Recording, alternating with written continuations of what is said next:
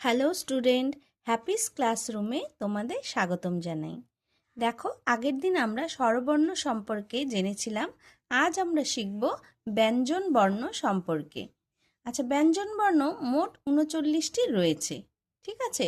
তার মধ্যে পূর্ণ মাত্রা আছে ৩২টি, মাত্রাহীন রয়েছে 10টি, আর অর্ধমাত্রা হলো 8টি।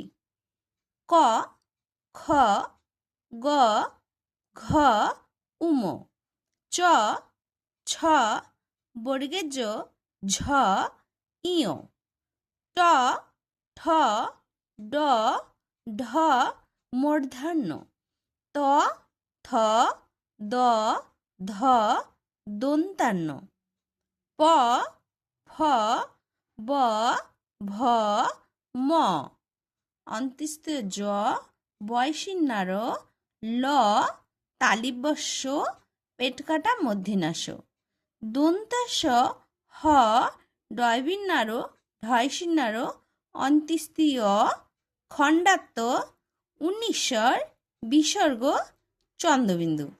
এই হলো ৩৯টি আমাদের ব্যঞ্জন বর্ণ। আগে কিন্তু 40টি ধরা হতো। আগে বটা দুবার ব্যবহার করা হতো, কিন্তু বর্তমানে একটা বকে উচ্চ করা হয়েছে, একটা বয়ের প্রচলন আছে। এই আমরা ব্যঞ্জন বর্ণ সম্পর্কে জানলাম। পরবর্তী ভিডিওর জন্য আমার এই চ্যানেলটিকে তোমরা সাবস্ক্রাইব করে দিও আর বেল আইকনটি চালিয়ে দিও। তাহলেই যখনই আমি কোনো ভিডিও পোস্ট করব, তোমাদের কাছেই কিন্তু আগে নোটিফিকেশান চলে যাবে।